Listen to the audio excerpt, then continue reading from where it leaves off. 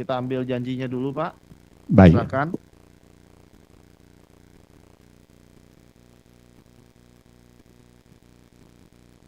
Tangan kiri di atas Alkitab, Pak. Tangan kanan bentuk huruf V. Protestan, Pak ya? Protestan. Ya, di bawah telinga. Baik. Pada hakikatnya Bapak yang berjanji, saya hanya mengucapkan janjinya saja. Bapak ikuti ya ucapan Baik. janjinya ya. Baik. Saya berjanji Saya berjanji bahwa saya bahwa saya sebagai ahli sebagai ahli akan memberikan akan memberikan pendapat pendapat yang sebaik-baiknya dan sebenar-benarnya yang sebaik-baiknya dan sebenar-benarnya menurut pengetahuan menurut pengetahuan dalam bidang keahlian yang saya miliki. yang saya miliki. Ya, silakan duduk, Pak. Terima kasih.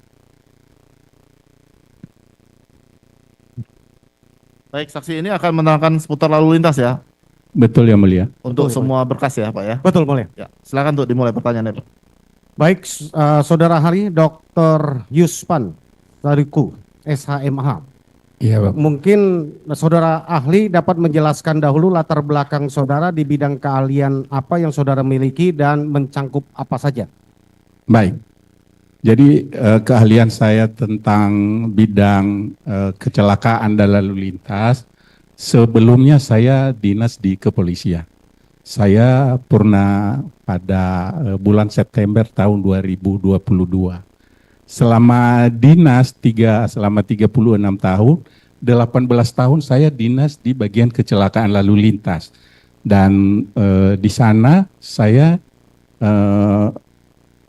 mendapat tugas sebagai instruktur penyidikan kecelakaan lalu lintas dan kemudian instruktur penyidikan kecelakaan lalu lintas. Saya juga memiliki sertifikat sebagai penyidik kecelakaan lalu lintas dan juga sebagai asesor penyidik. Pada mulanya sertifikasi yang dikeluarkan oleh BNSP, Badan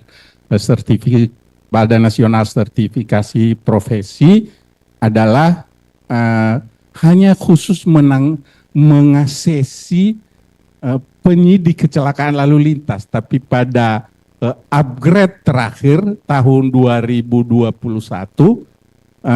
sertifikasi yang dikeluarkan oleh Badan Nasional Sertifikasi Profesi itu kepada saya yang berlaku sampai tahun 2024 ini bisa mengasesi semua bidang tugas penyidik. Dan itu yang menjadi keahlian saya secara khusus di bidang lalu lintas, ditambah dengan pendidikan umum ya sebagai penyandang gelar doktor ilmu hukum dan juga sebagai pengajar sejak tahun 2009 di Universitas Bayangkara dan Universitas Jayabaya, kemudian Sekolah Tinggi Ilmu Hukum Pelopor Bangsa. Sampai saat ini saya berstatus sebagai pengajar dan selain sebagai dosen tetap, saya juga menjabat sebagai wakil ketua STIAP Pelopor Bangsa. Demikian. Terima kasih, saudara ahli. Mendengarnya saja saya sudah sangat yakin bahwa saudara ahli ini mempunyai keahlian dan pakar. Terima kasih. Boleh dibilang di dalam penyidikan kecelakaan lalu lintas dan persoalan kecelakaan lalu lintas khususnya. Selain sebagai praktisi mantan anggota polisi, ahli ada juga mempunyai sertifikasi di dalam bidang yang akan kami minta keterangannya pada hari ini. Iya. Baik, saudara ahli, kita langsung saja kepada pertanyaan. Iya. Bisakah saudara ahli menjelaskan kepada kami kalau ada satu peristiwa kecelakaan, apakah perlu ada laporan polisi atau polisi bisa langsung menyelidiki? Itu yang pertama. Jadi ketika ada peristiwa kecelakaan lalu lintas, itu bisa jadi ditemukan langsung oleh petugas kepolisian, baik itu petugas kepolisian umum atau mungkin petugas kepolisian bidang kecelakaan lalu lintas langsung yang sedang melaksanakan patroli. Nah, kedua awalnya diketahui terjadi peristiwa kecelakaan lalu lintas ini, wajib dibuatkan laporan polisi. Oleh siapa? Oleh yang menangani, oleh bidang yang menangani proses hukum peristiwa kecelakaan lalu lintas. Demikian. Oke, supaya memperjelas ya ahli ya. Ya. Kalau ditemukan masyarakat umum ada satu peristiwa kecelakaan, maka masyarakat itu yang melaporkan membuat LP atau polisi yang membuat LP. Ya. Jadi yang membuat laporan polisi adalah petugas kepolisian berdasarkan laporan dari masyarakat yang melihat, mendengar atau mengalami peristiwa kecelakaan lalu lintas.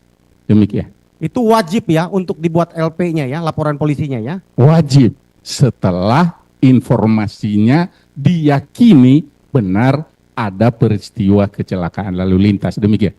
Jadi LP-nya A atau B form ininya, modelnya. Nah, pengertian A atau B itu adalah kalau ditemukan langsung oleh petugas kecelakaan lalu lintas, yaitu modelnya namanya model A. Tapi kalau berdasarkan laporan dari masyarakat, itu menggunakan model B. Walaupun yang membuat laporan anggota polisi. Betul, karena memang kewenangan membuat laporan polisi adalah anggota Kepolisian Negara Republik Indonesia. Demikian. Oke, saya lanjut. Sesudah menerima atau menerima informasi dari masyarakat, lalu membuat laporan polisi, apa yang dilakukan polisi yang menerima laporan? Ya, sebelum membuat laporan polisi, bila berdasarkan laporan masyarakat, maka mendatangi TKP dulu. Ya, mendatangi tempat kejadian perkara dulu. Sesampai di tempat kejadian perkara, melakukan namanya TPTKP, tindakan pertama di tempat kejadian perkara. Itu tugasnya adalah mengamankan tempat kejadian perkara supaya tidak berubah dari keadaan sebenarnya setelah posisi akhir terjadi peristiwa kecelakaan lalu lintas tersebut. Nah, bila ini didatangi atau ditemui pertama oleh polisi umumnya bukan bidang menangani proses kecelakaan lalu lintas itu, tugasnya hanya sebatas TPTKP tadi, mengamankan. Untuk olah TKP ditunggu petugas yang memang membidangi proses hukum terhadap peristiwa kecelakaan lalu lintas tersebut. Nah, kalau tadi berdasarkan laporan kepada kepolisian umum, maka polisi yang umumnya datang tempat kejadian perkara itu wajib mengamankan dulu. Nah, pengertian mengamankan ini hal yang prioritas adalah memeriksa apakah ada korban yang masih perlu bantuan untuk perawatan supaya tidak mengalami kondisi yang lebih fatal, maka dia bisa memfoto dulu posisinya, menandai ya posisinya, baru memindahkan dan membawa korban tersebut ke tempat rumah sakit terdekat. Tetapi kalau tidak ada yang darurat perlu pertolongan segera, ya, korban yang ada di tempat kejadian, maka harus menunggu petugas khusus yang membidangi proses hukum kecelakaan lalu lintas tersebut. Nah, baru nanti mereka lah yang melakukan olah TKP, yang dalam olah TKP itu membuat sketsa tentang posisi, ya, posisi akhir, posisi sebelumnya, posisi saat terjadi benturan, dan posisi terakhir. Itu harus jelas dalam sketsa TKP.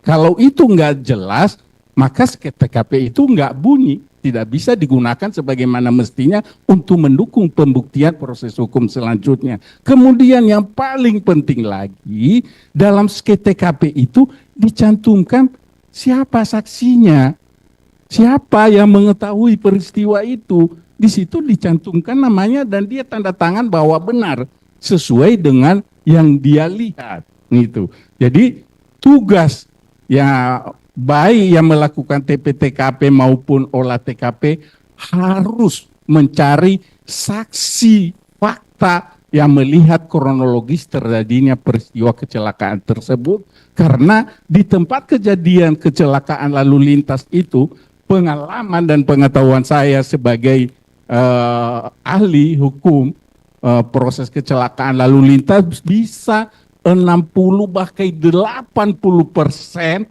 fakta tempat kejadian perkara itu menjadi kesimpulan peristiwanya apa, siapa yang bertanggung jawab, patut dipersangkakan pasal berapa, itu diawali dari olah TKP. Demikian. Oke, sepakat ahli. Saya dapat dengan jelas bahwa tadi olah TKP pertama ya, itu dalam pengamanan oleh polisi umum, baru datang unit laka ya, yang bertugas untuk melakukan penyidikan ya. Betul. Yang saat itu setahu saya juga bahwa unit laka itu hanya terdapat di Polres ya. Setiap polsek tidak punya ya. Tidak punya. Hanya di Polres ya. Iya. Unit laka ya. Polres, Polda. Ya. Kemudian ahli tadi ahli sudah sampaikan untuk menentukan membuat sketsa dan apalagi sampai pada kesimpulan bahwa itu adalah peristiwa kecelakaan. Yang diolah tadi tentu berangkat dari olah TKP ya. Betul. Di olah TKP itu adalah letak dari korban, kemudian yang tadi yang bisa saya sampaikan ya, kemudian saksi fakta yang melihat. Selain itu ada lagi nggak? Misalnya arah motor dari mana, mulai ada ngeremnya berapa meter, ada mungkin roda lain, takutnya bukan tunggal, kemudian bisa lihat trotoar bekas, itu lakukan nggak itu ahli? Betul. Jadi seperti saya bilang tadi, dalam sket TKP itu adalah menjelaskan posisi sesaat sebelum terjadi kecelakaan lalu lintas, saat terjadi benturan atau kepoin kalau istilah hukumnya di penyidik, dan posisi akhir. Ya, posisi akhir baik kendaraan maupun korban atau benda-benda lain yang terlibat berkontribusi ya atau berdampak pada peristiwa kecelakaan lalu lintas tersebut. Nah, mengenai tadi ya kecepatannya berapa, bekas-bekas benturan itu digunakan nanti sebagai penguatan pembuktian untuk memenuhi unsur pasal yang dipersangkakan kepada yang menjadi penyebab terjadinya kecelakaan lalu lintas tersebut. Demikian. Ahli, saya ingin berumpama. Ini terjadi bukan di Indonesia, di negara lain. Ya. Kalau ada satu, maksud saya di Indonesia tapi daerah lain ya, karena hukumnya hukum kita ya. Maksud saya ada kecelakaan nih, ya, ada kecelakaan di satu tempat, ada korban, ada motor, ada korban yang satu mati atau meninggal di tempat, ada satu lagi yang merintih meminta pertolongan, ya. Lalu di tubuhnya misalnya ditemukan ada bekas luka tusuk, berdarah, baik si korban yang satu maupun korban yang kedua. Lalu di sekeliling di sekitar jalan menuju ke lokasi itu ada batu berserakan seperti sehabis tawuran. Kemudian ada barang bukti lain berupa bambu misalnya. Ada di lokasi TKP, kemudian ada benda-benda lain ada di lokasi TKP. Apa yang biasanya dilakukan pihak kepolisian? Berkaitan dengan situasi TKP dengan beberapa benda yang ada di tempat itu, makanya saya sampaikan tadi yang datang ke TKP itu pertama sekali dia mengamati kondisi sekitar tempat kejadian perkara itu dan memfoto. Nah, memfoto kemudian menanda-nandai. Saya potong dikit ya, kali ya. Yang difoto sekitar lokasi atau bisa lebih jauh lagi?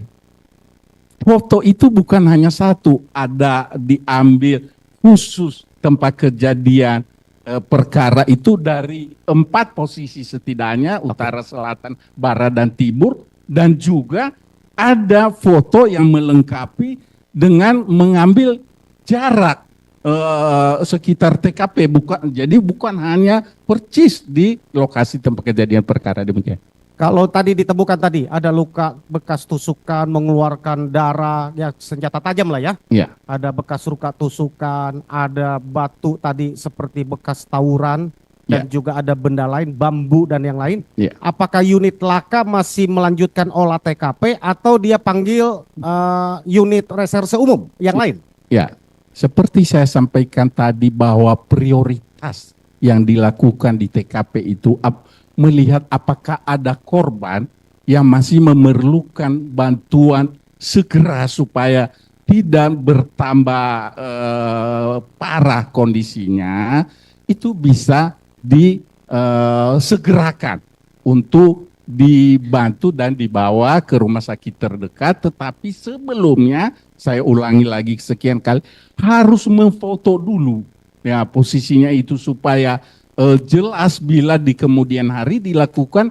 rekonstruksi. Jadi fungsi TKP itu adalah untuk memastikan posisi TKP sebelum dipindah atau digeser gitu.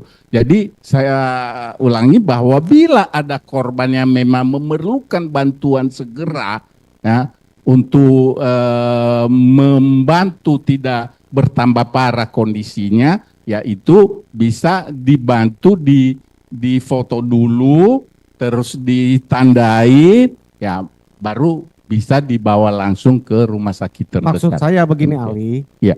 Tadi kan kalau polisi masyarakat melapor ke Polsek misalnya, polisi umum, datang TKP, mengamankan tindakan pertama pengamanan tempat kejadian perkara. Yang diamankan adalah TKP tidak berubah. Kemudian yang memerlukan pertolongan untuk diselamatkan nyawa, sesudah difoto didokumentasikan, ya. Lalu kalau TKP-nya itu di Laka Langkas baru dikoordinasikan ke unit laka. Datang nih unit laka menemukan kondisi bahwa korban yang meninggal itu ada bekas tusukan, di sekelilingnya ada bekas bambu katakan yang tajam yang bisa buat nusuk, ada batu yang berserakan. Apakah unit laka itu masih melanjutkan investigasinya atau dia wajib untuk koordinasi dengan reserse umum? Ya, saya sampaikan tadi bahwa prioritas tindakan yang datang lebih dulu di TKP adalah menolong korban tidak bertambah parah kondisinya. Jadi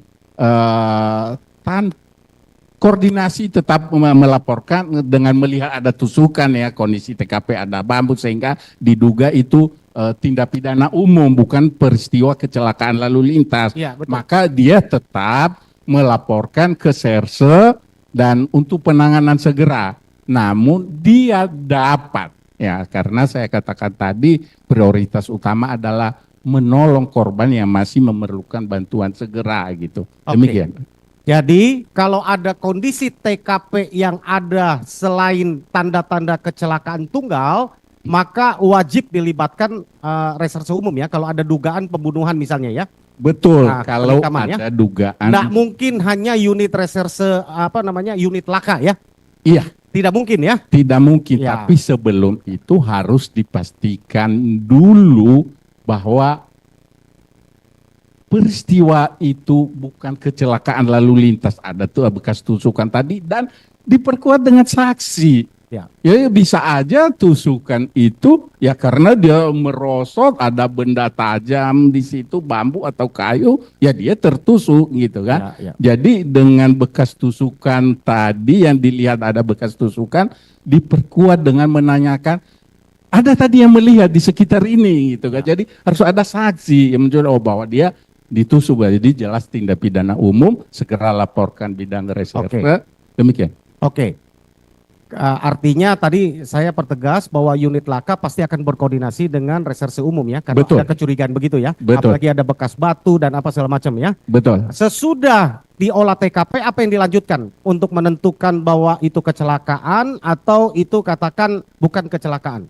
Iya, pertama setelah datang ke TKP, melakukan olah TKP, kembali ke kantor, membuat laporan polisi dan melakukan gelar perkara, gitu kan. Harus ada gelar ya. Harus ada gelar perkara untuk menganatomi, kalau istilah hukum, menganatomi peristiwa kecelakaan ini dan dugaan tindak pidana apa yang terjadi, kejadiannya seperti apa, untuk dapat memutuskan bahwa ini adalah tindak pidana, pertanggungjawaban hukumnya bisa dipersangkakan kepada pelaku adalah dalam undang-undang nomor berapa, tahun berapa, pasal berapa, bunyinya seperti apa, ya bisa menjadi dasar untuk melakukan hal itu. Oke, jadi untuk menyimpulkan bahwa itu adalah kecelakaan atau bukan kecelakaan dari satu peristiwa tadi yang disampaikan sudah kita runut tadi, Ya, harus lewat gelar perkara ya. betul. Peserta gelar perkaranya siapa saja untuk kasus laka, Ali? Ya, gelar ini bisa dilakukan berkali-kali dan pesertanya sesuai dengan kebutuhan. Gitu. Jadi saya ulangi, bisa dilakukan berkali-kali dan dilakukan sesuai dengan kebutuhan. Apa yang akan disimpulkan maka disesuaikan peserta gelarnya. Kalau hanya dalam menentukan peristiwanya benar tindak pidana pembunuhan umpamanya atau penganiayaan dan ada fakta-fakta yang mendukung itu, ya maka bisa hanya dilakukan oleh tim saja dan kan ada struktur di komando itu kan. Kalau di Polres ada Polres, Wakapolres, Kasat-Kasat gitu, ada Kanit gitu kan. Nah, kalau kondisi bukti-bukti yang sudah ada tadi sudah hampir lengkap, maka bisa dilakukan oleh hanya unit saja karena yakin dengan fakta-fakta yang ada ini bisa menentukan bahwa ini tindak pidana yang bertanggung jawab siapa umpamanya atau masih dalam pencarian gitu. Ya bisa dilakukan hanya unit, bisa juga kalau memang masih banyak fakta yang belum bisa menyimpulkan tentang anatomi dari peristiwa dugaan tindak pidana yang terjadi tadi, maka bisa tingkat kasat, jajaran kasat. Jadi jajaran kasat itu ada beberapa unit gitu kan. Nah bisa juga sampai mengundang dari fungsi lain, ya dari propam, dari inspektorat gitu kan, dari wasidi gitu. Jadi lagi-lagi saya ulangi bahwa gelar perkara bisa dilakukan berkali-kali sesuai dengan kebutuhan. Tetapi saya tekankan bahwa dari awal tadi harus dilakukan gelar perkara untuk menetapkan satu peristiwa berikut penerapan pasal yang tepat dengan fakta-fakta yang sudah ada. Demikian. Oke, terima kasih ahli. Saya mau bertanya, ini penting. Ya.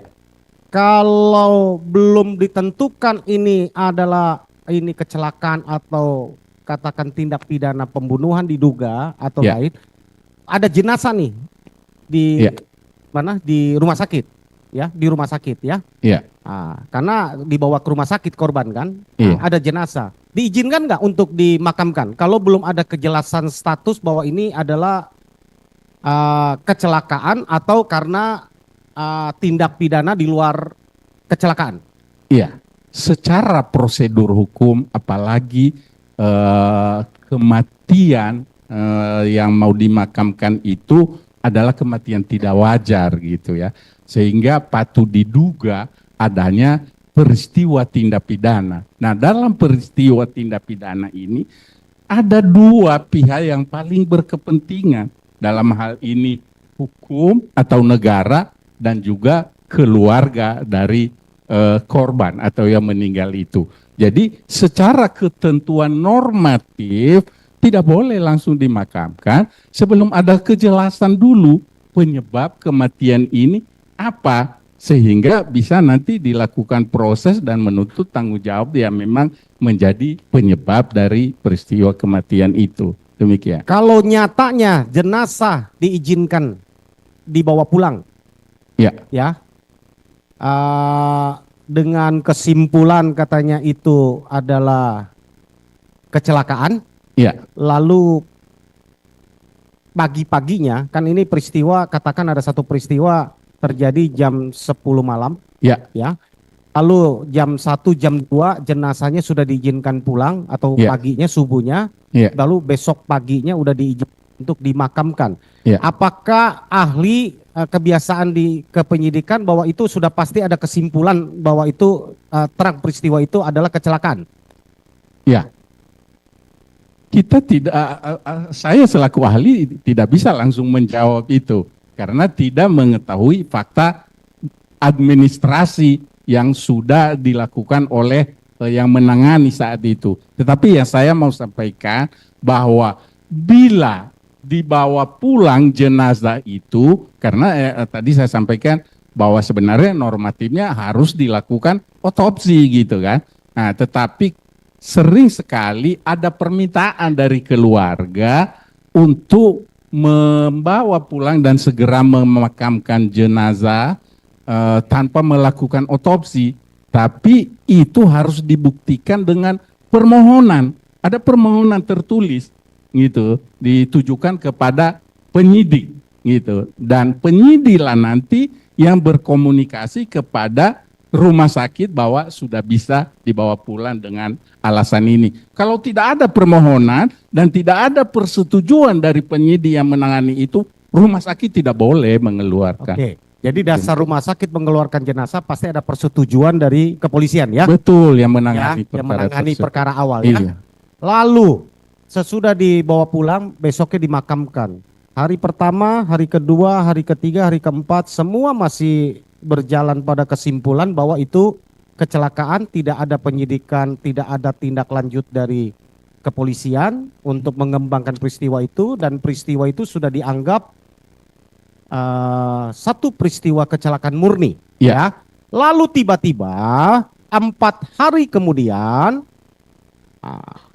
ada, berdasarkan informasi, ada anggota polisi yang bukan unit yang berkewenang ya, Ya. mengamankan, tapi bukan kesaksian ahli. Saya yang menyertakan kronologis. Ya. Ada satu peristiwa ya, Ya. bukan ini yang kita umpamakan tadi ya, melakukan penangkapan, investigasi, lalu berdasarkan keterangan menyimpulkan bahwa itu bukan kecelakaan. Peristiwa yang udah 4 hari lalu yang sudah dimakamkan tadi gitu Ya. kan. Tiba-tiba 4 hari kemudian ada polisi yang membuat laporan polisi mengatakan bahwa itu bukan kecelakaan tapi itu pembunuhan. Ya. Ya. Menurut ahli bagaimana secara administratif? Ya.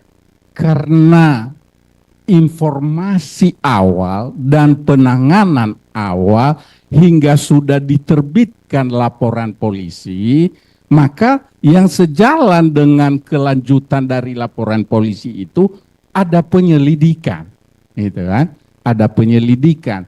Penyelidikan yang harus dilakukan oleh yang menangani peristiwa tersebut adalah dimulai dulu secara administrasi, ada surat perintah penyelidikan gitu kan. Apa yang dilakukan adalah yang utama mencari saksi-saksi dan mengamati barang bukti, ya bisa tadi kendaraan, terus tanda-tanda di TKP, ya terus luka dari korban-korban untuk memastikan bahwa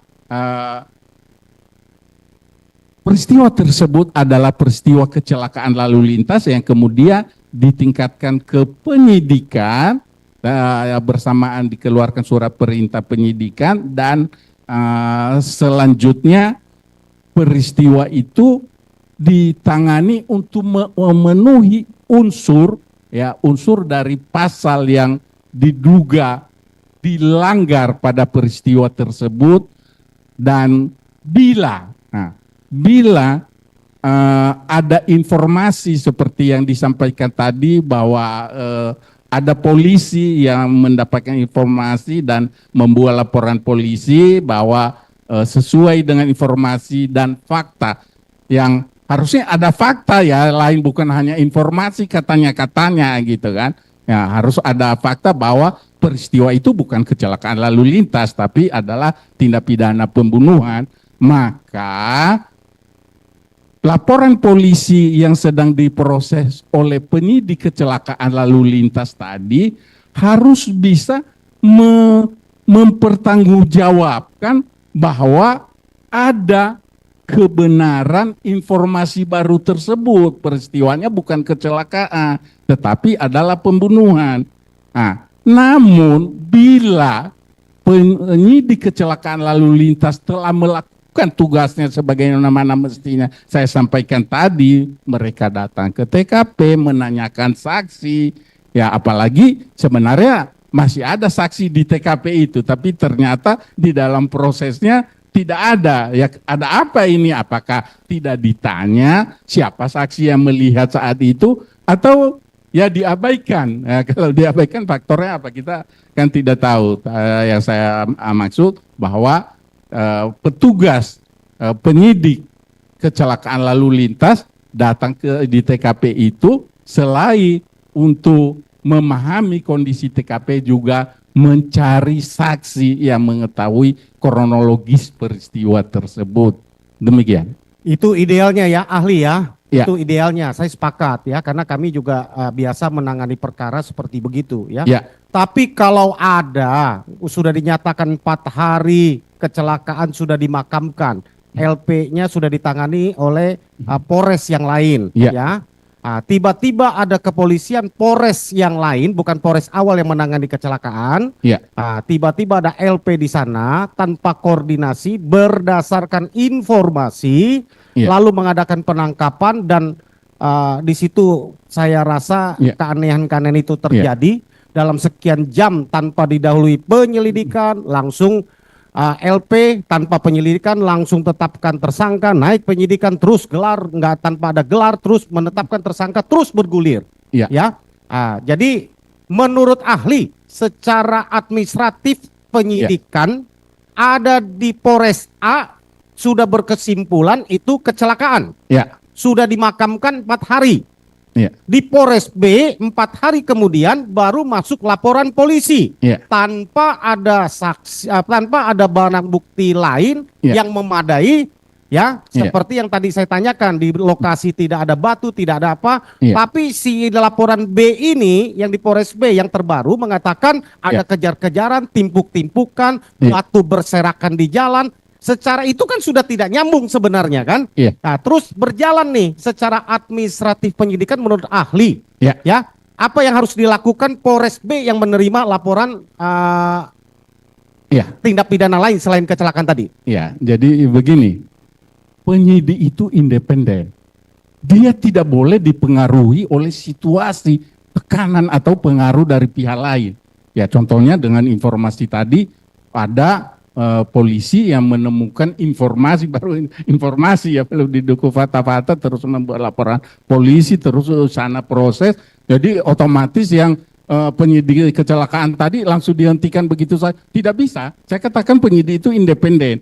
Ya, jangankan yang lain, pimpinannya saja tidak berwenang untuk mempengaruhi, ya, menekan, ya, memerintah merubah. Tetapi dia harus melakukan tugasnya secara berani, secara tegas, bahwa fakta-fakta yang dia dapat harus dia bisa pertanggungjawabkan. Jadi tidak berhenti begitu saja tanpa kejelasan laporan polisi dan hal-hal yang sudah dilakukan tadi. Kalau memang menurut hasil yang dia dapat dalam melakukan penyelidikan atau penyidikan itu bukan kecelakaan lalu lintas, maka bila dalam tahap penyelidikan, ya dia harus membuat laporan hasil penyelidikan yang mengatakan bahwa bukan tindak pidana kecelakaan lalu lintas, maka kemudian harus diikuti dengan surat penghentian penyelidikan, perintah penghentian penyelidikan. Begitu juga kalau sudah masuk tahap penyidikan, harus ada, ya kita kenal secara umum SP3 gitu kan. Jadi SP3 itu surat perintah penghentian penyelidikan atau penyidikan gitu kan. Nah, harus ada itu. Kejelasan itu, kalau itu enggak ada, hanya dihentikan begitu aja karena mendengar ada proses hukum lain dengan dugaan tindak pidana lain lah gitu, pembunuhan atau apa gitu, tidak boleh seperti itu. Harus dituntut tanggung jawab penyidik ini untuk menjelaskan kenapa dia menghentikan tugas penyelidikan atau penyidikan yang dia buat. Dan itu secara tertulis, administrasi yang Bapak tanya tadi kan, ya harus ada itu. Kalau itu tidak ada, berarti ya bisa dituntut tanggung jawab yang menangani ini. Kenapa? Ada apa? Gitu dan seterusnya. Oke, ini memang aneh ya, tanpa ada bukti awal, hanya berdasarkan keterangan, karena saat itu yang ada hanya visum dari rumah sakit Gunung Jati. Ada satu rumah sakit, saya mohon maaf, ada satu rumah sakit. Ya. Sedangkan autopsi itu dilakukan baru 6 hari kemudian sesudah penangkapan. Ya, ditangkap tanggal 31 Agustus, otopsi itu tanggal 6 September. Jadi kira-kira 6 hari kemudian lah. Jadi boleh dibilang saat dilakukan penangkapan itu at least hanya berdasarkan keterangan dari saksi. Tidak ada barang bukti lain. Ya, dia berani melakukan. Ya, tadi ahli sudah sampaikan itu sangat melanggar ya. Kita mau sampaikan, yang saya mau sampaikan sesuai dengan keahlian ahli adalah kalau itu berproses, laporan yang sedang berproses sebagai kecelakaan tunggal itu yang sudah kesimpulan awal itu sampai hari ini belum pernah ditutup. Apakah sampai hari ini masih terbuka? Masih terbuka karena belum ada penghentian dari penyelidikan atau penyidikan yang dilakukan terhadap dugaan perkara dalam laporan polisi tersebut. Jadi masih terbuka karena belum ada penghentian. Dan penghentian itu ada penetapannya yang ditandai oleh pimpinan, kepala satuannya, Kasat Lantas gitu, atau Kapolresnya gitu, dan diberikan kepada keluarga korban. Nah, diberikan kepada keluarga korban sebagai pemberitahuan bahwa penyelidikan atau penyidikan sudah dihentikan dengan alasan apa, fakta-fakta yang ditemukan oleh penyidik. Oke, terima kasih ahli. Kami sudah paham ya bahwa satu peristiwa sudah dinyatakan kecelakaan tunggal, 4 hari kemudian dinyatakan pembunuhan tanpa melihat hasil penyidikan awal, biar nanti yang masyarakat lah yang menilai ini ya, dan juga yang mulia ya dalam fakta persidangan yang ini ya. Yang kita ingin sampaikan kepada ahli adalah bahwa peristiwa LP tentang atau proses tentang penyelidikan kecelakaan itu masih terbuka ya sekarang ya. Artinya kan belum ada kesimpulan, karena ada kesimpulannya lain kan. Betul. Oh, itu pembunuhan kan, untuk lakanya masih terbuka berarti. Masih terbuka. Oke, terima kasih, cukup dari yang saya mulia. Ada yang mau tambahkan? Baik, saya melanjutkan. Tadi dikatakan oleh saksi bahwa diadakan oleh ahli, diadakan olah TKP. Kesimpulan olah TKP itu biasanya tadi ahli menyatakan 80% sudah bisa disimpulkan. Berdasarkan olah TKP tersebut. Betul. Nah, oleh karena itu kemudian mungkin saya tidak tahu karena pihak keluarga tidak juga menyebutkan bahwa esoknya kemudian jenazah itu diserahkan kepada keluarga. Artinya sudah ada persetujuan penyidik di sini bahwa ini boleh dibawa. Betul. Kan gitu. Nah, yang saya ingin tanyakan adalah kalau ini disimpulkan sebagai kecelakaan, karena udah boleh dibawa pulang dan sudah dikuburkan, berarti udah selesai dong. Betul. Selesai kan?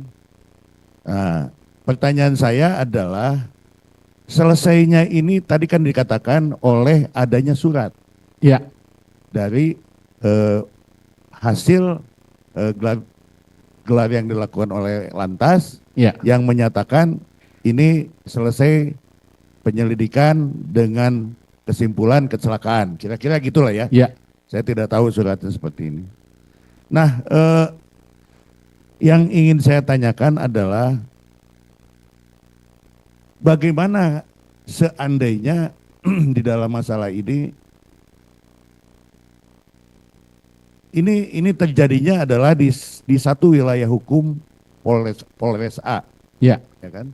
tadi sudah disampaikan oleh rekan saya bahwa ini sudah ditutup, kemudian beberapa hari kemudian dan ditutup malah dengan adanya visum, Ya, pemeriksaan luar ya. ya, Sudah selesai bahwa ini kecelakaan gitu. ya, Nah, pertanyaan saya selanjutnya, ketika ini kemudian disidik oleh Polres lain ya, yang tempus dan lokusnya juga sama, ya. ya kan? Nah, apakah ini ada benturan kepentingan, Ya, atau apakah ini menurut Perkap atau menurut apa yang saudara ahli ya, ketahui, apakah hal tersebut dibolehkan atau kemudian atau apa yang bisa disampaikan oleh ahli? iya. Jadi saya sampaikan tadi bahwa penyidik itu independen, tidak boleh dipengaruhi oleh pihak manapun, tetapi dia harus tegak lurus untuk membuat terang dugaan tindak pidana yang sudah diawali dengan membuat laporan polisi tadi. Gitu.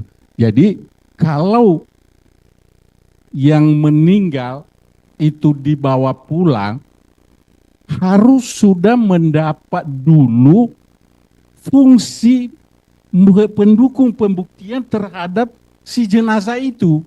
Nah, itu makanya tadi saya sampaikan prosedurnya harus ada permohonan dengan alasan apa dari keluarga.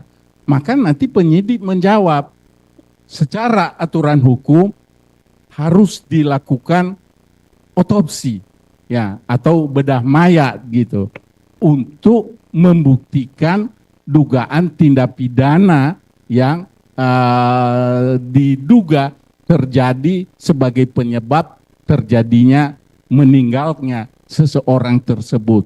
Nah, kalau keluarga tetap memaksakan, biasanya alasan keluarga ya kami ingin keluarga kami cepat ada ketenangan rohnya di sana gitu. Itu yang sering kami alami, alasan-alasan keluarga. Kami tidak tega keluarga kami dipotong-potong gitu. Tetapi kewajiban penyidik harus menyampaikan konsekuensinya. Ketika normatif aturan itu tidak dilakukan, maka ada kelemahan dalam pembuktian yang menjadi dasar putusan nanti ketika diperiksa dan diputus oleh yang menangani di pengadilan. Demikian. Ya, artinya kan begini, ketika sudah diputuskan bahwa itu kecelakaan, Ya. artinya itu kan sepengetahuan dan persetujuan dari keluarga kan? Betul. Nggak mungkin sepihak penyidik akan melakukan itu kan? Tidak boleh. Nah, di dalam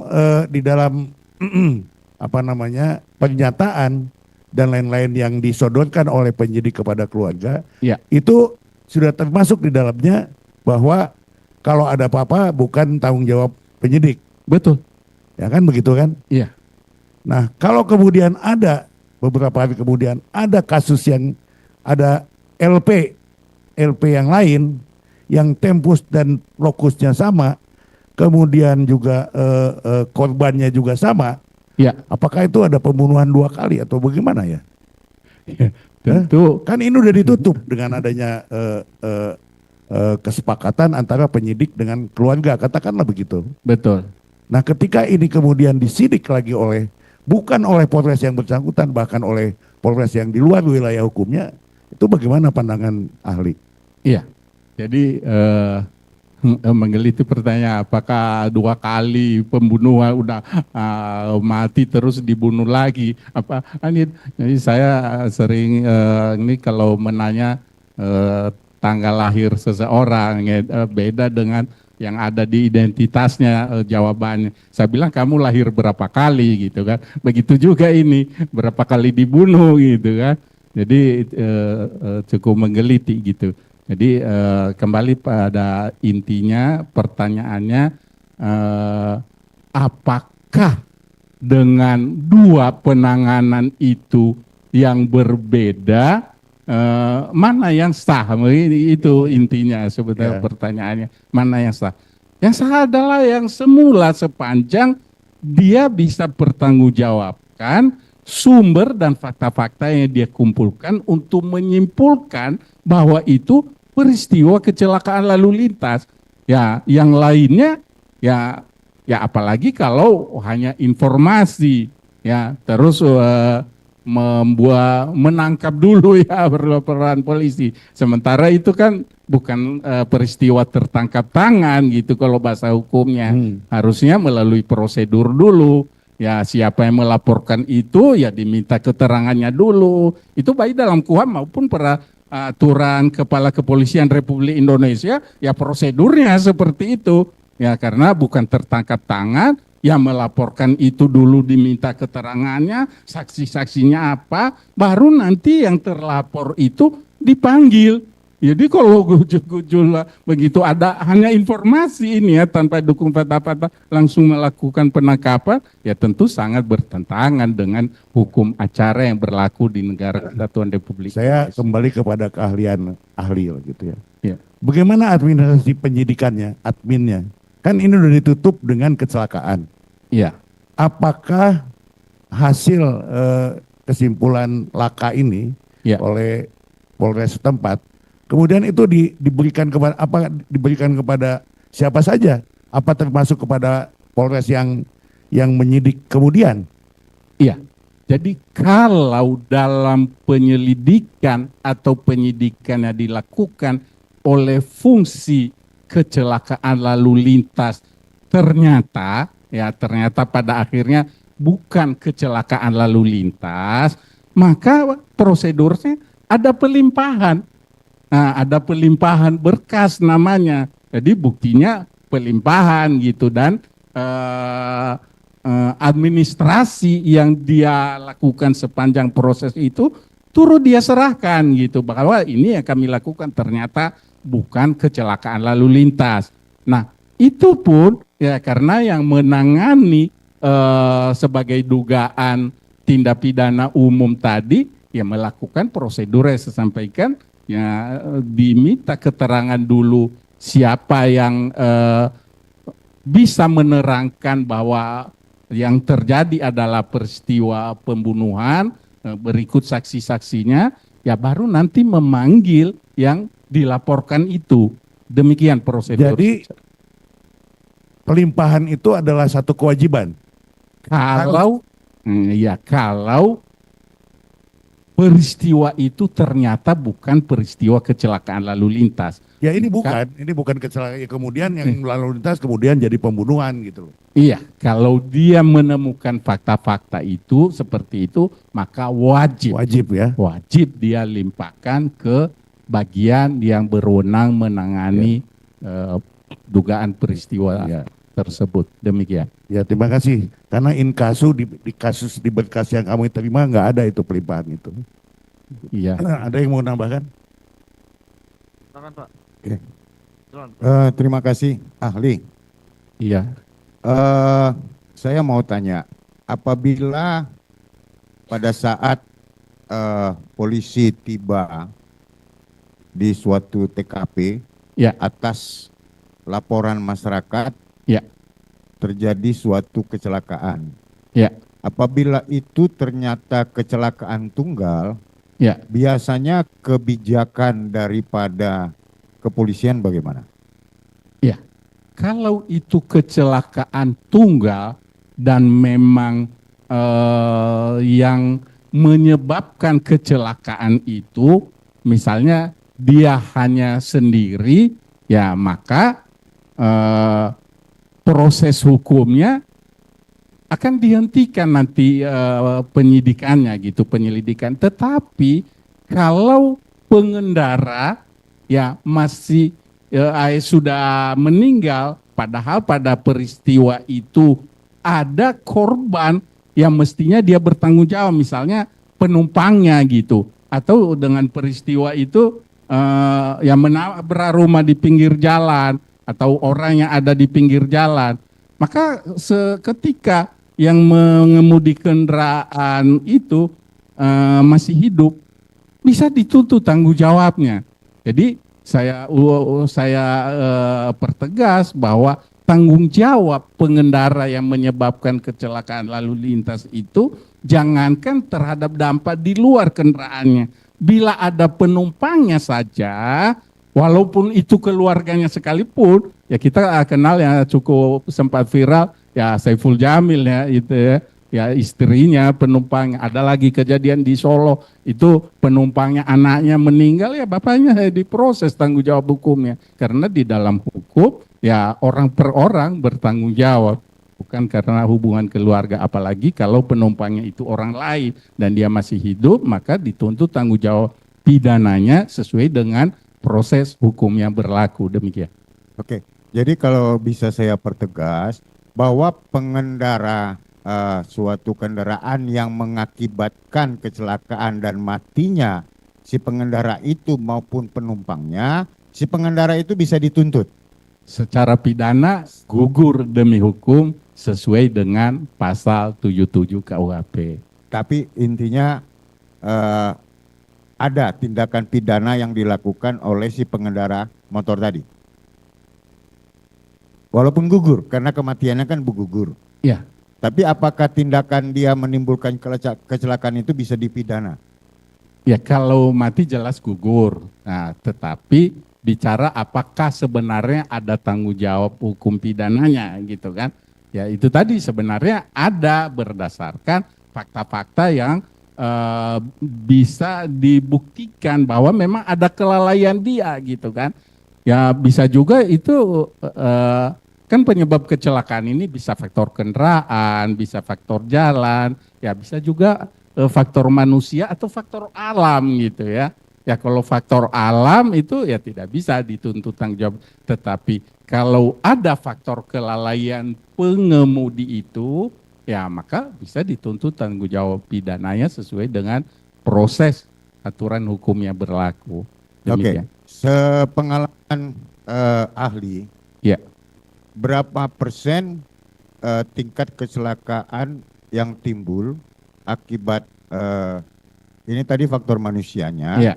Di dalam pada saat manusianya dalam keadaan tidak sadar, misalnya terpengaruh oleh alkohol ataupun obat-obatan terlarang. Ya. Berapa banyak berdasarkan pengalaman selama ini kejadian yang diakibatkan oleh mabok ataupun terpengaruh obat terlarang? Iya, kalau bicara secara pasti ya itu harus melalui data statistik, tetapi secara gambaran umum dengan lamanya saya berdinas di bidang penanganan kecelakaan lalu lintas selama 18 tahun, ya mungkin bisa diperkirakan penyebab terjadinya kecelakaan lalu lintas akibat dikemudikan orang yang dipengaruhi oleh obat-obat terlarang atau minuman terlarang sekitar 5%. Ya, Tapi sekitar akibatnya selalu fatal tidak menurut pengalaman ahli? lebih banyak akibatnya yang fatal karena dia tidak bisa berkonsentrasi sebagaimana mestinya untuk menguasai dan mengemudikan kendaraannya. Jadi pada umumnya fatal sekali pada peristiwa yang disebabkan oleh pengemudi dipengaruhi oleh obat-obat terlarang atau minuman keras. Jadi kemungkinan kecelakaannya tidak terlalu banyak, tetapi akibatnya selalu fatal. Selalu fatal. Terima kasih. Nah, pengalaman tentunya ahli berpengalaman di dalam penanganan laka lantas. Ya. Dan tentunya ahli banyak berhubungan dengan barang-barang bukti yang ada di lokasi TKP. Ya. Masuk misalnya apabila pengendara motor, ahli tentunya bisa melihat dari keadaan helm Ya. si pengemudi, ahli bisa tahu bahwa helm itu adalah akibat kecelakaan atau bukan. Ya. Apakah ahli bersedia untuk kami tunjukkan helm melalui izin yang mulia bahwa benar tidak helm dalam keadaan begini itu akibat kecelakaan? Izin yang mulia, boleh kami?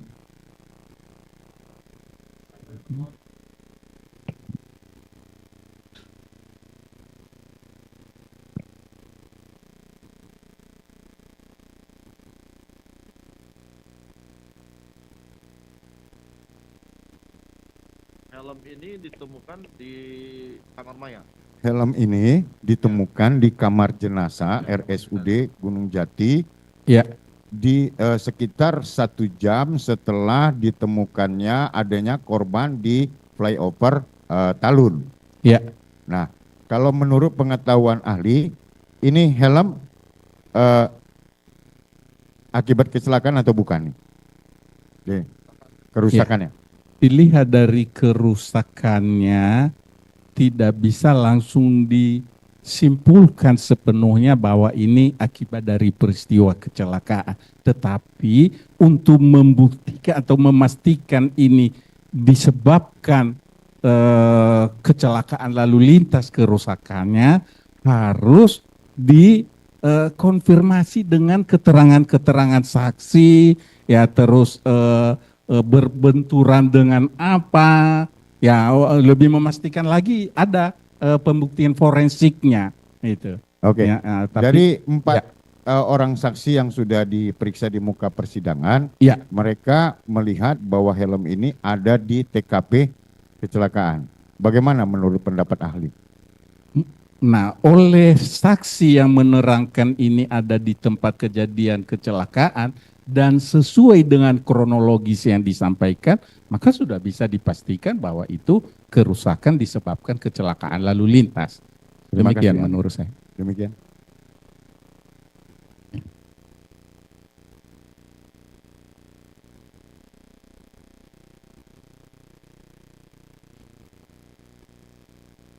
Demikian dari saya, Yang Mulia. Mungkin ada rekan lain.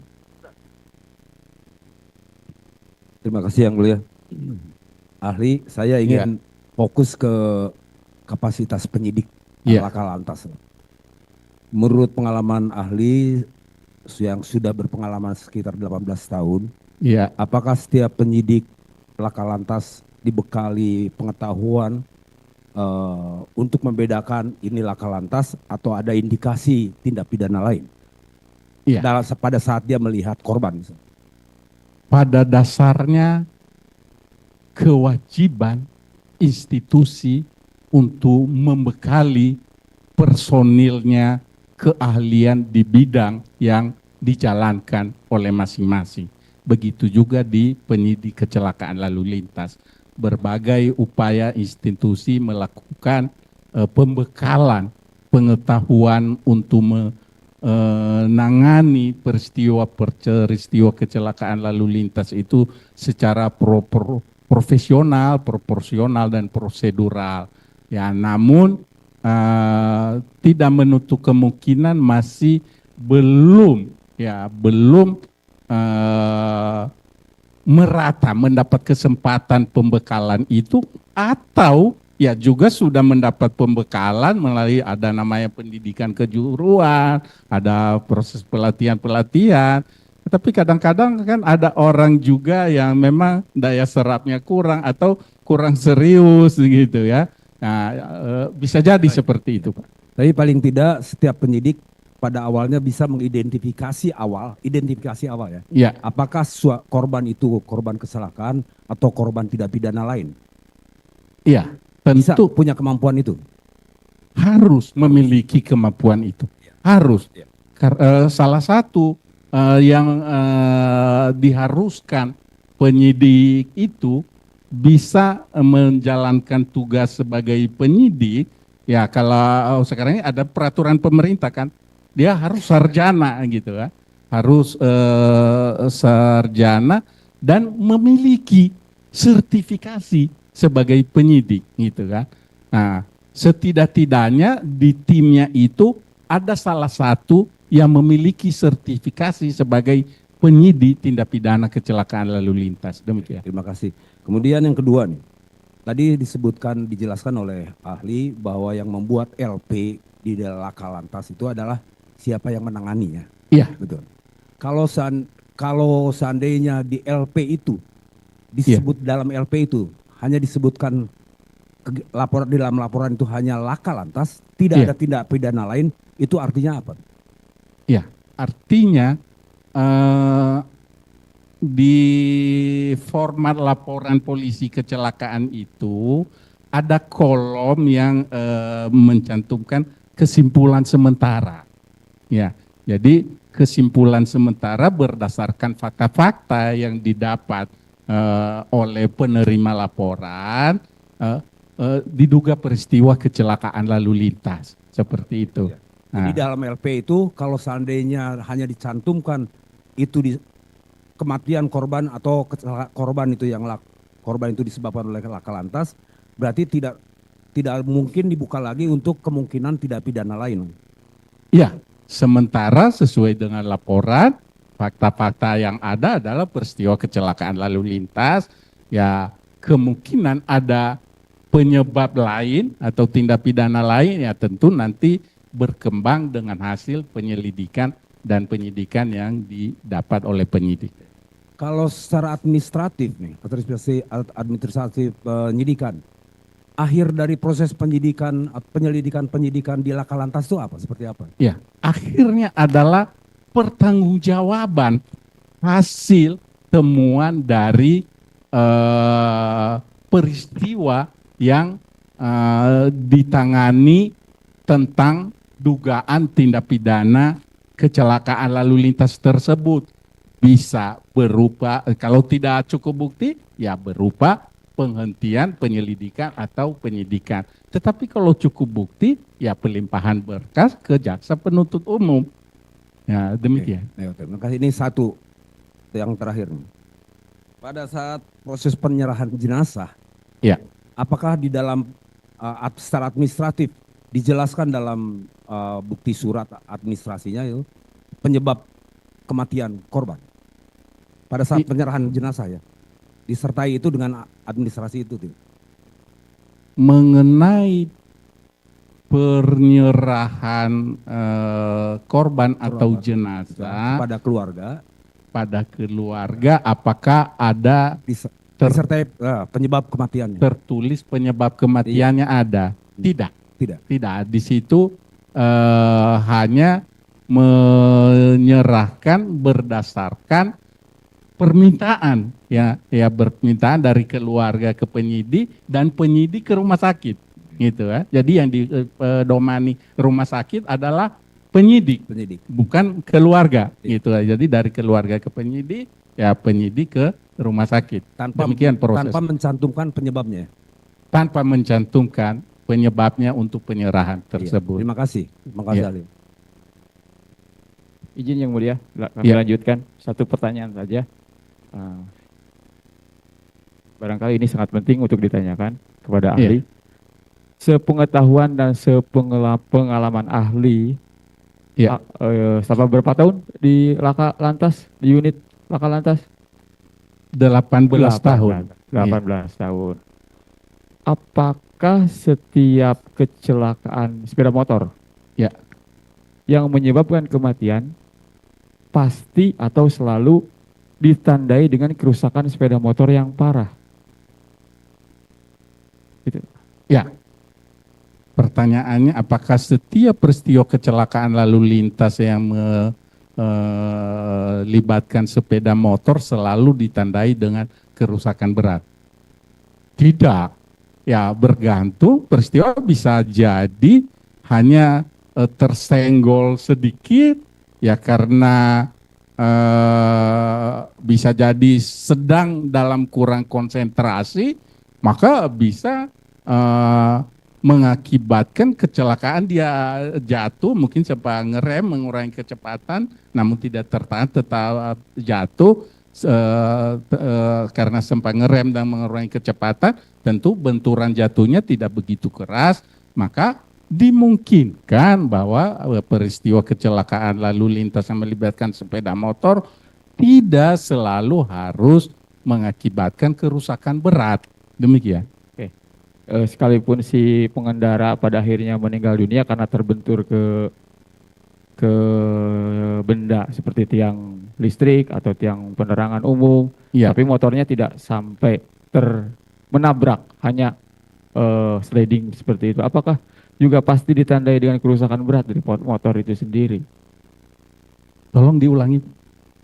Sekalipun si pengendaranya kemudian meninggal dunia, Ya. Apakah dimungkinkan juga sepeda motornya ya kerusakan minor akibat tidak membentur apapun misalnya, tapi yang membentur si pengendaranya? Iya. Saya sampaikan tadi bahwa peristiwa kecelakaan lalu lintas yang melibatkan sepeda motor tidak selalu mengalami luka rusak berat, tetapi pengendaranya bisa mengakibatkan meninggal dunia. Itu sangat mungkin. Ya, seperti tadi saya sampaikan, mungkin dia tidak begitu keras benturannya dan menimbulkan kerusakan berat karena dia mungkin sempat mengurangi kecepatan dan ngerem namun tidak tertahan, dia terlempar, jatuh ke benda keras, ya apalagi kalau bagian-bagiannya fatal, kepala umpamanya, bisa jadi sepeda motornya tidak rusak berat tapi pengemudinya meninggal dunia.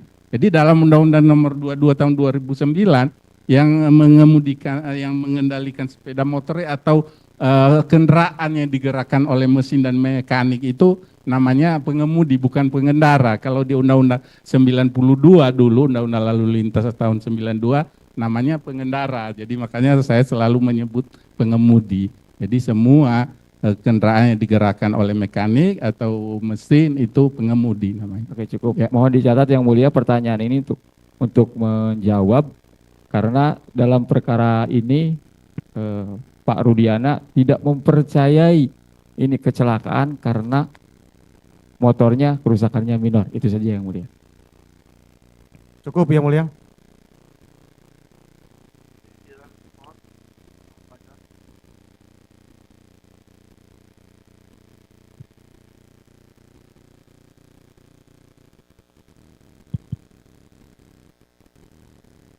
Terima kasih Yang Mulia atas waktu yang diberikan kepada termohon.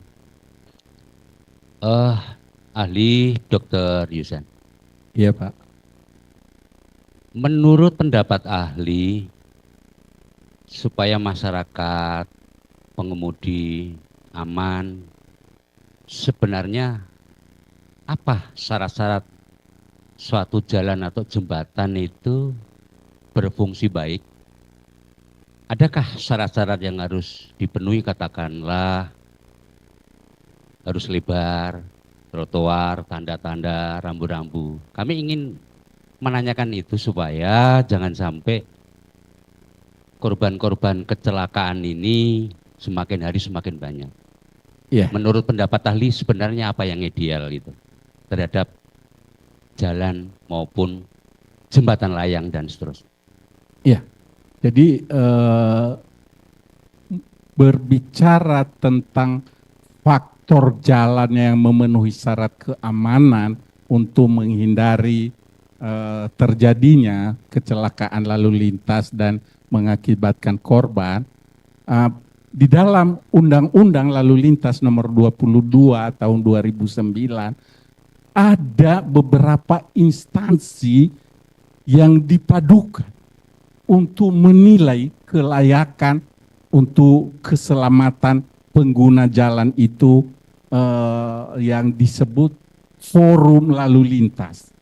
Forum lalu lintas. Jadi ada 5 kementerian itu termasuk Polri untuk melakukan pengamatan, ya melakukan perencanaan, ya melakukan pembangunan, dan bahkan selalu melakukan analisa evaluasi yang berkelanjutan tentang kenyamanan dan keamanan jalan tersebut untuk layak memenuhi syarat keamanan pengguna jalan. Itu yang saya ketahui.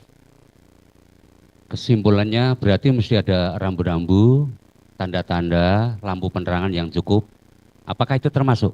Termasuk itu dalam upaya ya forum tadi untuk menyediakan layanan jalan yang nyaman dan aman bagi penggunanya. Di antaranya yang Bapak sebutkan termasuk rambu-rambu. Demikian. Selanjutnya ahli. Tadi ahli menjelaskan bahwa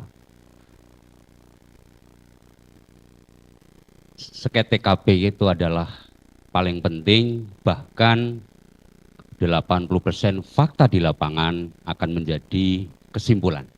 Ya. Kemudian harus jelas posisi awal akhir, termasuk siapakah saksi-saksi yang melihat, mendengar, mengetahui sendiri. Ya, Di lapangan banyak sekali pengendara di belakang itu ketika terjadi kecelakaan itu kadang-kadang takut untuk membantu. ya, Saksi juga kemarin dihadirkan hanya sebatas melakukan pemotretan, ya, hanya motret helm atau apalah dan lain sebagainya. Tapi dia tidak, mohon maaf, tidak berusaha untuk membantu atau paling tidak ya, korban menolong. ya. Apa yang menyebabkan hal ini sehingga kadang-kadang masyarakat takut dipersalahkan jika yang bersangkutan nanti menyelamatkan kondisi korban. Apalagi posisi korban ada di tengah, lalu lintas terus bergerak. Ya. Bagaimana masyarakat harus bertindak mengenai hal ini? Sementara, mohon maaf, katakanlah kantor polisi Iya. jauh atau memang tidak ada patroli. Ya. Jadi inti dari pertanyaannya bahwa masyarakat kita ketika menemukan kejadian kecelakaan lalu lintas ada yang tidak melakukan pertolongan, gitu ya. Apa saja penyebab masyarakat bersikap seperti itu pertanyaannya ya Pak. Nah, jadi yang pertama dulu kita harus memahami bahwa secara aturan hukum wajib bagi yang melihat orang membutuhkan pertolongan untuk dilakukan pertolongan. Kalau tidak melakukan maka dia diancam hukuman malah kan. Tetapi kenapa budaya masyarakat kita yang Bapak maksud tadi tidak mau menolong tadi ya bisa jadi itu beragam penyebabnya. Ya beragam ya bisa ya memang ya moralitas kemanusiaan kebersamaannya kurang dan bisa juga karena masyarakat kita pada umumnya nggak mau repot gitu ya. Nggak mau repot. Saya pernah ya sedikit cerita karena berkaitan dengan pertanyaan Bapak menangkap penjambret di lampu merah gitu. Nah, saya menangkap orangnya berikut barang bukti pisau ya gitu, berikut kalung yang dirampas lagi nganter di lampu merah gitu. Saya serahkan di polsek gitu kan. Nah, diterima oleh polsek. Korbannya ini tidak mau jadi saksi korban di polsek gitu kan. Maunya bagaimana supaya kalungnya kembali itu saja gitu kan. Nah akhirnya tidak ada proses pidananya kan ya, polisi nggak mungkin ya, memproses dengan ketidakbersediaan korbannya untuk menjadi saksi korban gitu sehingga ya pelakunya dilepas gitu kan. Jadi ketika dilepas banyak sekali kesan bahwa ya polisi ya tidak melakukan tugas dan kewajibannya untuk memberikan sanksi kepada pelaku padahal ya korbannya sendiri yang tidak mau repot. Ya, begitu Pak. Selanjutnya ahli.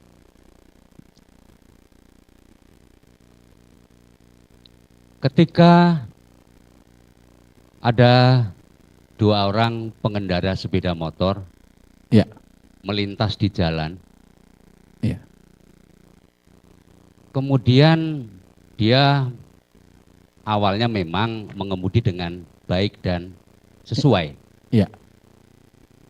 Tetapi ketika tiba-tiba katakanlah orang itu kemudian diteriaki atau katakanlah rame-rame atau katakanlah dikejar oleh beberapa kelompok orang.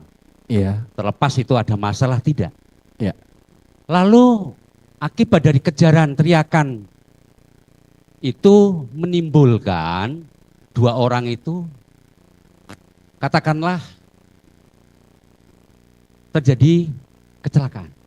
Ya. Yang ingin kami tanyakan, akibat kematian dua orang ini akibat murni kecelakaan atau ada sebab akibat karena mohon maaf Iya. Tadi ada teriakan dan kejaran sehingga dia jadi peristiwa seperti itu. Jadi mohon pendapat ahli seperti apa ini? Ya, jadi tadi disampaikan ada. Mohon murni kecelakaan karena memang jadinya jalan. Ya, jadi nah kalau Bapak bertanya seperti itu, jadi saya harus menjelaskan lebih luas lagi bahwa peristiwa yang terjadi di jalan itu memang sering sekali langsung disimpulkan sebagai kecelakaan lalu lintas. Ya, padahal penyebabnya beragam juga, salah satu contoh yang Bapak sampaikan tadi gitu kan. Tetapi yang perlu kita pahami sebagai penegak hukum, ya mohon izin ya Bapak sebagai jaksa kan penegak hukum gitu kan, harus memahami bahwa penyebab terjadinya kecelakaan itu benar enggak karena teriakan itu gitu kan, atau tidak karena ya justru ya saya pribadi ini diteriakin orang, dikejar padahal nggak ada masalah apa-apa, saya malah berhenti gitu, ada apa gitu kan. Bukan ketakutan sampai terjadi kecelakaan lalu lintas gitu kan. Jadi pertanyaan Bapak tadi, apakah itu dengan contoh seperti itu murni kecelakaan atau ada dugaan tindak pidana lain gitu kan.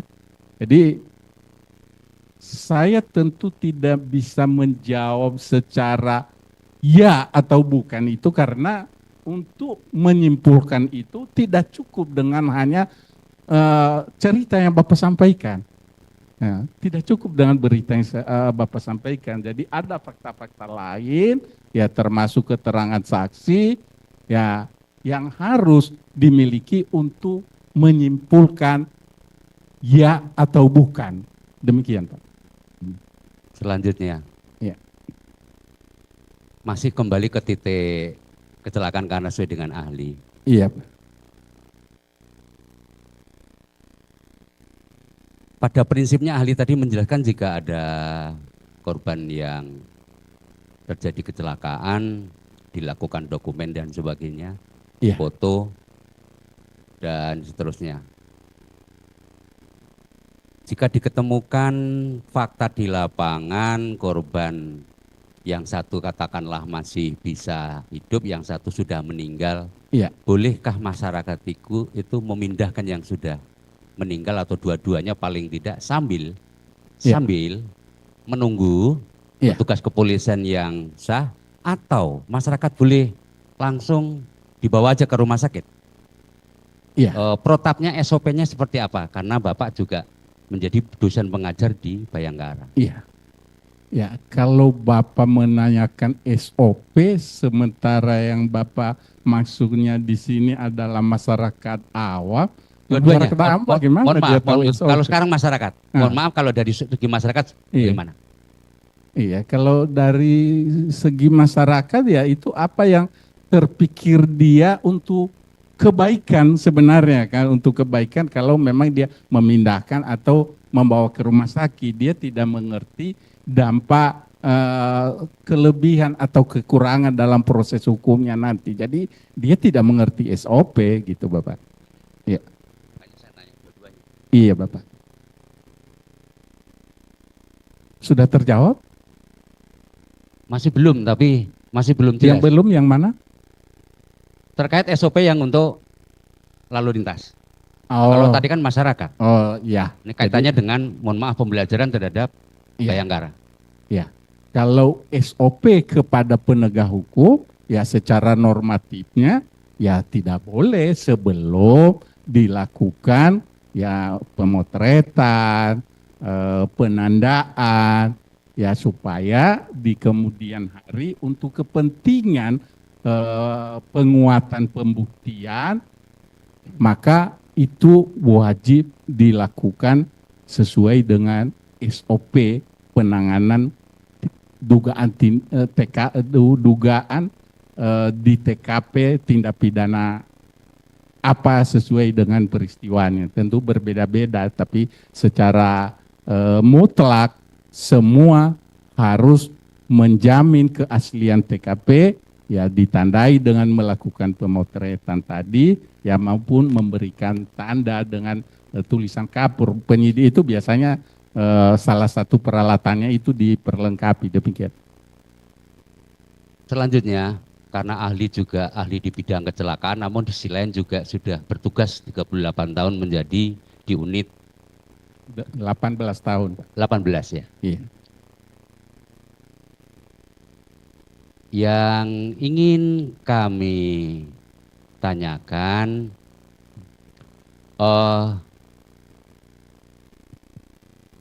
pokok-pokok hanya untuk memperjelas. Isi sketsa TKP yang paling pokok yang ada di dalam berkas itu apa saja. Kemudian selama saudara ahli sebagai katakanlah penyidik di Laka Lantas ya. Iya. Jika itu terjadi kecelakaan parah atau katakanlah menyebabkan meninggal dan sebagainya. Iya. Pada umumnya apakah ada tanda-tanda goresan-goresan pengereman atau bekas-bekas yang ada di, mohon maaf, di aspal itu tuh ya, sebagai bukti pengumpulan data untuk mendukung bahwa ini terjadi? Seperti apa menurut pendapat ahli? Ya, jadi sket TKP itu isinya adalah keadaan TKP sesaat setelah peristiwa kecelakaan lalu lintas. Jadi sebelum berubah atau bergeser sedikit pun. Nah, untuk memastikan itu, ya saya ulang kesekian kali tadi, pemotretan dan pemberian tanda gitu kan. Dan itu bisa bernilai, ya saya ulang, itu bisa bernilai kalau ada saksi yang membenarkan sket itu. Kalau tidak ada yang membenarkan sket itu, nggak ada nilainya, hanya katanya. Ya, kira-kira itu yang bisa saya jawab dari pertanyaan Bapak. Ya. Jadi petugas sketsa hanya melihat kejadian, kemudian melakukan keterangan menggambar, termasuk posisi korban dan alat-alat lainnya yang ada di sekitar. Berarti kan seperti itu. Betul Pak, betul. Jadi perlu saya tambahkan bahwa tentu kita memahami sebagai penegak hukum namanya sket itu manfaatnya yang utama adalah ketika ada perbedaan keterangan atau fakta lainnya didapat di kemudian hari, maka dapat direkonstruksi kembali menempatkan sesuai dengan posisi akhir setelah peristiwa itu terjadi. Jadi kalau seandainya sudah bisa ada kesesuaian semua fakta-fakta lain, maka tentu tidak harus dilakukan lagi rekonstruksi. Demikian Bapak. Ahli, terakhir dari kami untuk menanyakan, Iya. Bagaimana jika seorang penyidik, katakanlah korban yang ditolong itu sudah meninggal, ya, kemudian dibawa ke rumah sakit, sudah ditolong masyarakat, ya, penyidik baru datang. Terus langkah-langkah seorang penyidik, karena ahli juga pernah berpengalaman penyidik, kami bukan soal masalah ahlinya gitu. Iya. Apa yang harus dilakukan? Apakah foto di kondisi rumah sakit, kondisi luka-luka dan seterusnya, termasuk pakaian, bagaimana? Ya, jadi tugas yang menangani atau penyelidik atau penyidik suatu peristiwa pidana itu, baik itu peristiwa pidana kecelakaan lalu lintas maupun lainnya adalah melakukan penyelidikan dan mengumpulkan bukti-bukti yang terkait yang kemudian pada endingnya adalah mencari kesesuaian, ya, mencari dan menemukan kesesuaian untuk dapat menyimpulkan, ya, untuk dapat menyimpulkan peristiwa apa yang terjadi, dapat dituntut tanggung jawab siapa, ya, dengan dasar hukum apa, ya, tentu sesuai dengan fakta-fakta yang telah dilengkapi oleh penyelidik atau penyidik. Demikian. Jadi intinya tadi dari sekian pendapat ahli tadi termasuk saksi fakta tadi, jika Ya. katakanlah memang kematian terhadap korban itu tidak wajar, Ya. tidak harus itu adalah murni kecelakaan, tetapi penegak hukum lain bisa menyidik itu akibat kematian adalah hal lain. Seperti itu. Penyidik bisa melakukan penyelidikan atau penyidikan bila sudah ada dasar-dasar sesuai dengan ketentuan aturan hukum acara pidana yang kita miliki.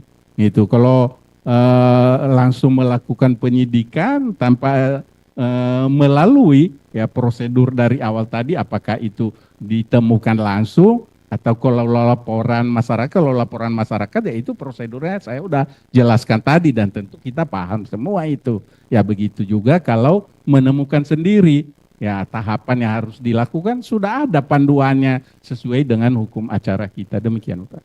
Oke. Hal ini kami lakukan terhadap modus kejahatan itu kan bermacam-macam, ahli. Betul. Katakanlah sebetulnya, mohon maaf ya, katakanlah di daerah lain tuh itu adalah kasus pengeroyokan atau katakanlah apa. Ya. Kemudian dengan modus operandi mungkin dia membuat dan lain sebagainya. Ya. Katakanlah mungkin ditaruh di rel kereta atau mungkin dimasukkan ke laut dan sebagainya. Ya. Apakah pernah ahli menangani perkara itu sepanjang menjadi penyidik yang tadinya bukan seperti yang disangka tetapi ternyata faktanya adalah perkara lain? Pernah ahli sebagai penyidik melakukan pemeriksaan seperti ini? Tim saya belum pernah menangani secara langsung, tetapi rekan-rekan tim lain ya pernah menangani dan kemudian saya diajak untuk bergabung menangani, dan dengan fakta-fakta yang sudah dikumpulkan itu bahwa memang tindak pidana lain, fungsi lain yang menangani, maka kami melakukan pelimpahan berkas perkara namanya. Itu sesuai dengan kerjasama prosedur. dalam hal lalu lintas dan rescue itu hal yang biasa, tetapi ada pelimpahan perkara. Iya. Kalau itu memang katakanlah murni bukan katakanlah kecelakaan. Iya. Baik. Ya sebenarnya kan kita mengenal penyidik kepolisian itu di dalam Kitab Undang-Undang Hukum Acara Pidana adalah penyidik Polri namanya kan, tetapi di dalam pelaksanaan pembagian tugasnya untuk bisa menangani fokus secara spesifik, maka dibagi-bagi fungsi tugas tadi. Nah, makanya ketika ada peristiwa yang memang diduga ada hubungannya satu sama lain, maka bisa dibentuk tim terpadu. Ya, salah satunya yang cukup viral waktu itu peristiwa Tugu Tani, ya tersangka Apriani itu ya Pak, yang mengakibatkan meninggal 9 orang di tempat yang sedang olahraga pagi gitu. Itu kami gabung dari penyidik laka lantas dengan penyidik reserse. Demikian Pak. Terima kasih ahli, saya rasa cukup jelas. Baik. Terima kasih. Terima kasih. Terima kasih Yang Mulia. Majelis yang mulia, kami sebenarnya selama ini tenggang rasa sama termohon. Tapi dalam pemeriksaan ini jadi permohon jadi ngambil posisi kami. Kami kan pemohon PK yang luar biasa. Fungsinya termohon ini hanya menanggapi, tidak setuju, keberatan, selesai. Tidak kemudian dia nanya, itu kan posisinya kami. Gitu. Jadi kami mohon kebijaksanaan majelis untuk membatasi lah hal-hal begitu. Ya, yang kedua ada satu lagi yang saya ingin tanyakan.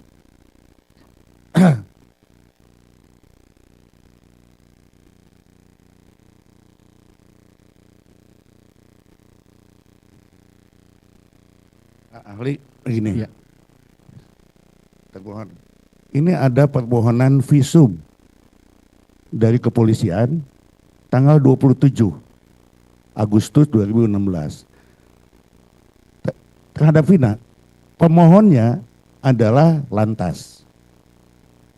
Tetapi di tanggal yang sama, hari yang sama, ini pemohonnya Reskrim. Padahal laporan pembunuhan itu tanggal 31 laporannya. Ini gimana, Pak? Ini bagaimana pendapat ahli? Iya, Jadi pengajuan visum itu ver et repertum adalah kewenangan bahkan kewajiban ya yang menangani dugaan peristiwa tindak pidana gitu kan. Nah, karena ini awalnya ditangani oleh penyidik kecelakaan lalu lintas, maka dialah ya mengajukan visum et repertum ke rumah sakit yang berwenang mengeluarkan itu. Nah, ketika kemudian oleh Satuan Fungsi Reserse mengatakan mengajukan visum juga pada tanggal justru sebelum tanggal laporannya, nah itu unik alias aneh menurut saya. Oh, belum menangani peristiwa itu sudah mengajukan visum, gimana ceritanya? Saya nggak bisa pahami. Satu peroleh sumber, iya, ya, ya, 27 tapi reskrim.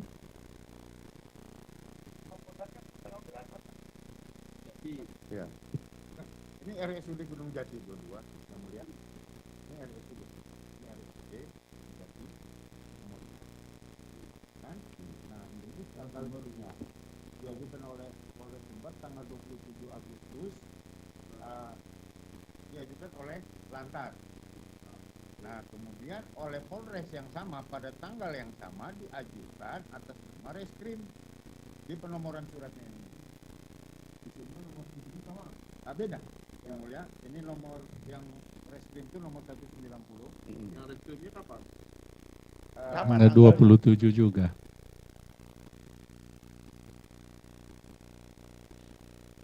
Sumber juga.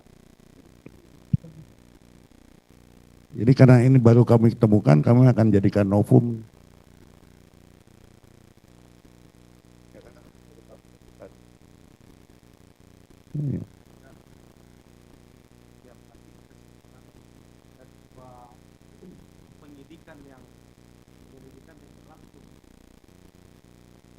Dan tanggalnya berbeda, pemohonnya tanggalnya. Itu saja bukti. Bukan pemohonnya. Iya, dua surat yang berbeda yang berisi pengajuan visum et repertum di rumah sakit yang sama harusnya sesuai dengan waktu permasalahan itu ditangani. Ya, tadi saya mendengar bahwa laporan polisi di reserse itu tanggal 31. Tetapi kok tanggal pengajuan visumnya tanggal 27. Ya menurut saya itu cacat hukum. Sebagai ahli ya cacat hukum. Ya itu, terima kasih. Iya, karena tidak mungkin dia mengajukan visum sebelum tanggal atau waktu menangani permasalahan itu. Ya sebagai apa dia waktu itu gitu kan?